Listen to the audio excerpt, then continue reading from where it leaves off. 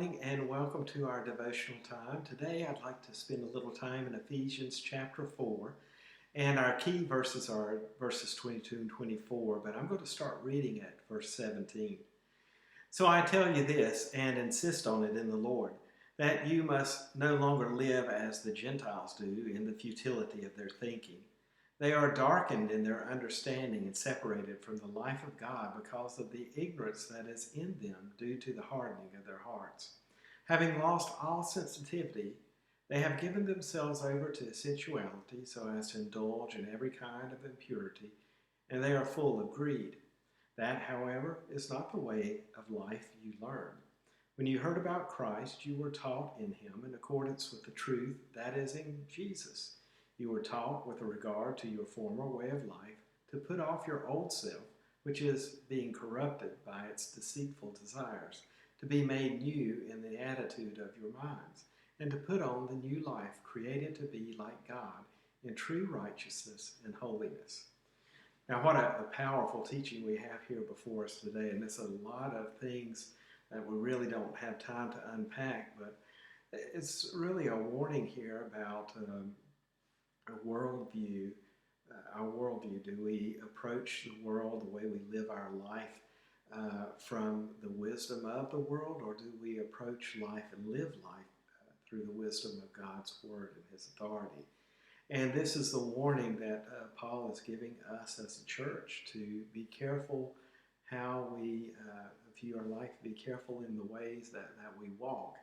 And here he says at the very beginning in verse 17, I insist on this in the Lord. And so I think he's putting a little more force into what he's saying here. This isn't my thinking here. This is important stuff, and you need to pay attention to this. This isn't just coming out of my mind, but this is what I'm getting here is this is from God, and we really need to pay attention to this, that there are voices out there that can direct us in the wrong place.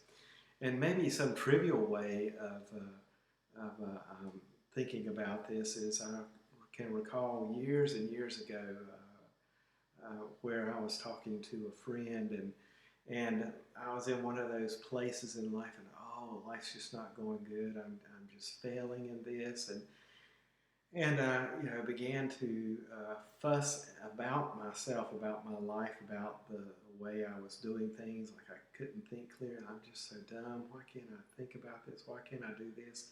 I'm always failing at this. I'm a failure. Those kind of things were coming out of my mouth, and I remember my friend saying to me, "Who told you that?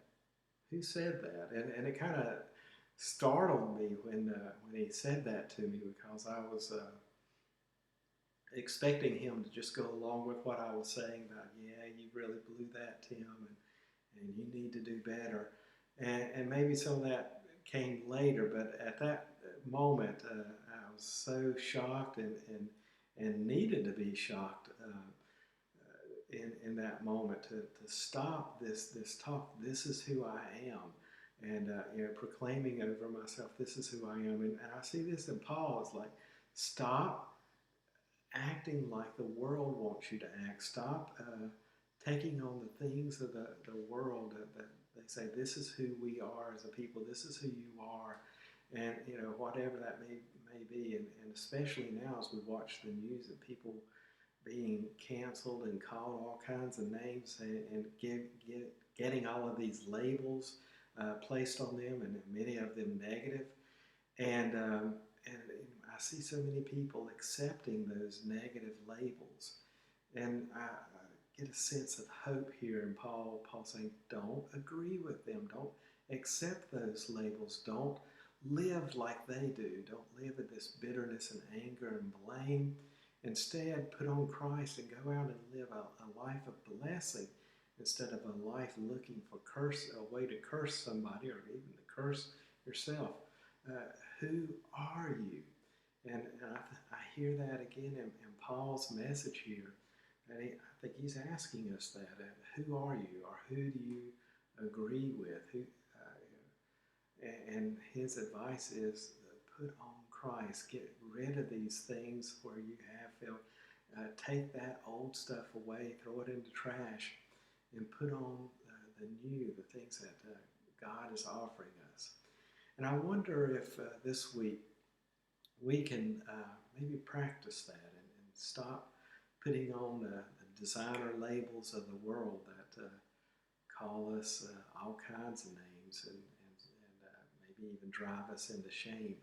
And instead, let's put on Christ and His blessings and walk in those ways. Well, I hope you have a great week. I pray God's blessings upon you and walk in His peace.